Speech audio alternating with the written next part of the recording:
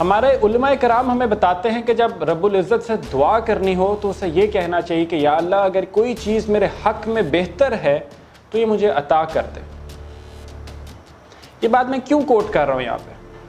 یہ بات میں نے اس لیے کوٹ کی ہے کہ جب نون لیگ حکومت کے خواہش مند حکومت کی دعا کر رہے تھے، پلاننگ کر رہے تھے، شاید سازش رچا رہے تھے، تو ان کو یہ بات کا اندازہ نہیں تھا کہ یہ چیز ان کے حق میں بہتر نہیں ہوگی، لیکن وہ بضد تھے کہ ہمیں چاہیے حکومت، تو لو مل گئی حکومت تو مل گئی، اب کریں کیا؟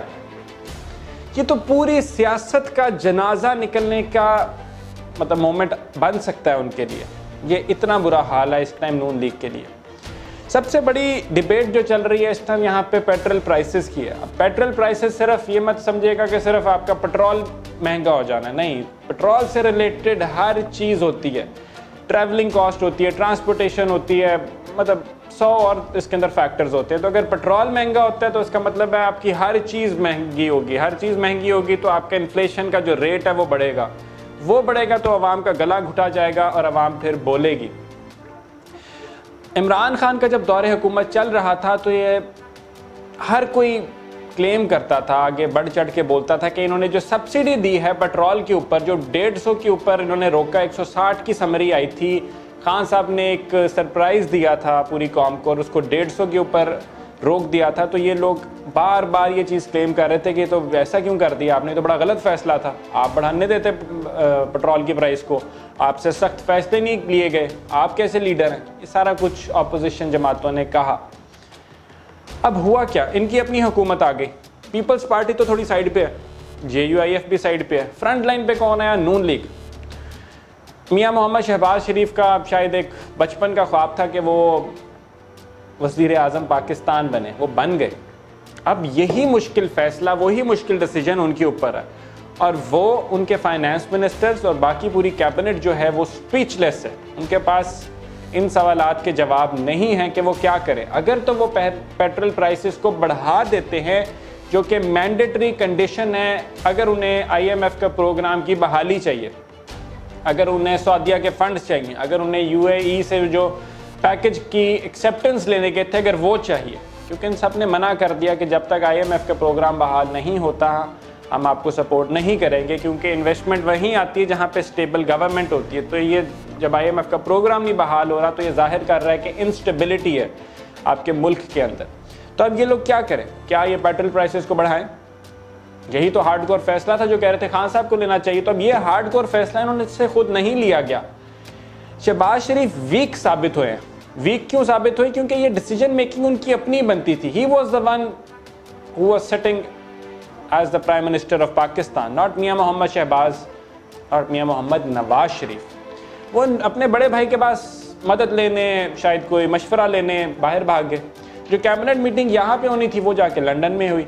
اس سارے کے باوجود، سارا کچھ کے باوجود کوئی ڈیسیجن نہیں لیا گیا۔ اب کیا کیا انہوں نے؟ آ کے اگلے جو 24 گھنٹے ہیں بڑے امپورٹنٹ ہیں، جو اتحادی جماعتیں، جو کولیشن ان کی بنی ہوئی ہے، جو PDM ہے، ان سے کہا گیا کہ جی آپ ایمرجنسی میٹنگ کال کی گئی ہے۔ اس میٹنگ کے اندر کیا ہوگا؟ اس میٹنگ کے اندر ڈسکس یہ ہوگا کہ بھائی اگر تو پیٹرول پرائسز بڑھانی ہے تو یہ کڑوا گھونٹ ہم مل کے لیں گے، یہ صرف میں اکیلا نہیں لوں گا۔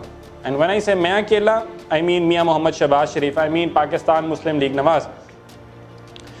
تو کلیکٹیو رسپانسبلٹی کی بات سامنے آئی، کہتے ہیں کہ کلیکٹیو رسپانسبلٹی لو، مطلب کہ تمام جماعتیں آگے بڑھ کے آئیں گے اور کہیں کہ یار یہ مینڈیٹری ہے، ضروری ہے، قوم کو کانفیڈنس ملے، جو کہ آبویسلی وہ کانفیڈنس میں نہیں آئے گی، لیکن پھر بھی کوشش کریں تاکہ سارا کا سارا جو ملبہ ہے وہ PMLN پہ نہ پڑے۔ لیکن کیا دوسری جماعتیں اس چیز پہ راضی ہوں گی؟ اگر نہیں ہوتی تو پھر دوسری صورت میں الیکشن کی تیاری کی جائے۔ اب الیکشن کی تیاری کی بات پہلے تو انہوں نے کلیئر کٹ منع کیا گیا تھا۔ ہم نے دیکھا ہے آصف علی زرداری، پیپلز پارٹی نے تو جب بہت بات کلیئرلی کہا کہ جب تک الیکٹورل ریفارمز نہیں آئیں گے ہم الیکشن کی جانب نہیں جا رہے۔ لیکن PMLN کی اگر میں بات کروں تو PMLN تو فل فلیج جلسے کر رہی ہے، اور جلسے کوئی بھی سٹنگ حکومت کب کرتی ہے؟ جب وہ تیار ہو اسمبلیاں ڈیزالو کرنے کے لیے، کیونکہ جلسے اپوزیشن جماعتیں کرتی ہیں، انہیں مومنٹم چاہیے ہوتا ہے۔ سٹنگ گورنمنٹ کو کیوں چاہیے؟ وہ تو اپنی پرفارمنس سے لوگوں کو اپنا مداح بناتی ہے نا۔ تو یہاں پہ ہم دیکھ رہے ہیں کہ جلسے تو ہو رہے ہیں، باقاعدہ جلسے ہو رہے ہیں، اور پی ایم ایل این کی جانب سے یہ اس بات کا سگنل ہے کہ ہو سکتا ہے کہ الیکشن کروا دیا جائے، ہو سکتا ہے کہ اسمبلیاں ڈیزالو کروا دی جائیں۔ یہ بڑی امپورٹنٹ نیوز ہے جو کہ سرکولیٹ کر رہی ہے، جو ہمارے تک بھی پہنچی ہے، اور اس بات میں کافی حد تک صداقت بھی موجود ہے، because in any other case باقی جماعتوں کو اتنا فرق نہیں پڑے گا، لیکن پی ایم ایل این کا جنازہ ضرور نکل جائے گا۔ یہاں پہ ایک اور بڑی امپورٹنٹ چیز ہے، شہباز شریف کا اسٹیبلشمنٹ سے رابطہ کرنا، پاک فوج سے یہ کہنا کہ پٹرول پرائسز کو بڑھنے میں آپ این ایس سی کی میٹنگ کروائیں، آپ اجلاس کریں، آپ یہ اناؤنس کریں کہ جی یہ ضروری ہے، ہونا چاہیے سر۔ مطلب ایک طرف آپ کہتے ہیں کہ فوج کو سیاست سے سیپریٹ ہونا چاہیے، ایک طرف آپ کہتے ہیں کہ نیوٹرلٹی کے کانسیپٹ کو ہم سپورٹ کرتے ہیں، پھر ایونچولی آپ خود ہی بھاگے ان کے پاس گئے کہ آپ پٹرول پرائسز بڑھانے میں ہماری مدد کریں، قوم کو بتائیں کہ یہ ضروری ہے۔